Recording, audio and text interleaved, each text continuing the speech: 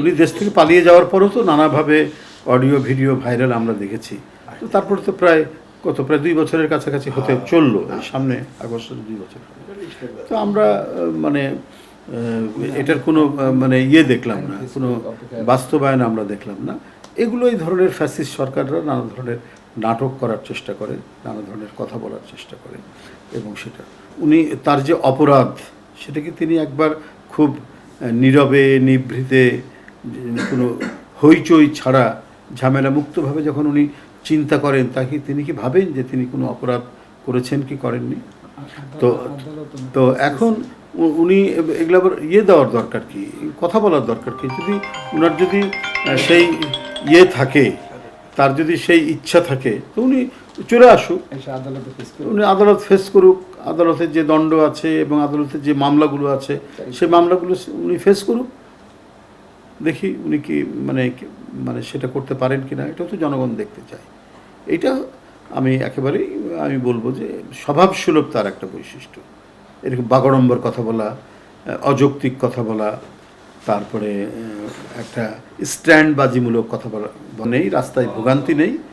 দারুণভাবে এটা সামাল দিতে পেরেছে বিএনপির সরকার জনাব তারেক রহমানের সঙ্গে। নিত্য প্রয়োজনীয় যে জিনিসের দাম এই বর্ষার আগে বা এই সময় যেটা বাড়ে, সেটাও অনেক নিয়ন্ত্রণে রাখা গেছে। মার্কেট ইন্টারভেনশন করে তারপরে বিভিন্নভাবে করি, এবং কম্পারেটিভলি যে খুব বেশি না হলেও এর চাইতে আগে কখনো ভালো ছিল না আইন শৃঙ্খলার পরিস্থিতি। সেখানে সরকারের একটা ভালো দৃষ্টি রেখেছে যে এই ঈদকে কেন্দ্র করে নানা ধরনের ক্রাইম হয়, গরুর হাটে ক্রাইম হয়, রাস্তাঘাটে ক্রাইম হয়, চাঁদাবাজি হয়।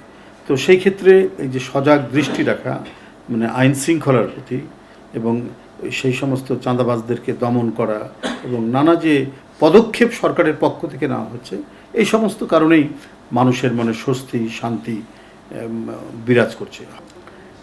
এত তৎপরতার সাথে নির্বাচনের প্রাককালে এবং আগে তিনি যে প্রতিশ্রুতিগুলো দিয়েছেন, সেই প্রতিশ্রুতির বাস্তবায়নে মানে এত সদা তৎপর এই সরকার, বিশেষ করে জনাব তারেক রহমানের নেতৃত্বাধীন সরকারের এই তৎপরতা এবং তার যে তাগিদ, তাতে এটা স্পষ্টভাবে মনে হয়েছে যে আগামী দিনগুলোতে সরকারের প্রতিশ্রুতি বাস্তবায়নে কোনো ঢিলেঢালা থাকবে না, গতি থাকবে না, বরং এটা খুব দ্রুত গতিতে এগিয়ে যাবে। কারণ 100 দিনের মধ্যেই তিনি ফ্যামিলি কার্ড, কৃষক কার্ড এবং আরও হেলথ কার্ড এগুলো সামনের দিকে আসছে, এ কথাগুলোও তিনি বলেছেন।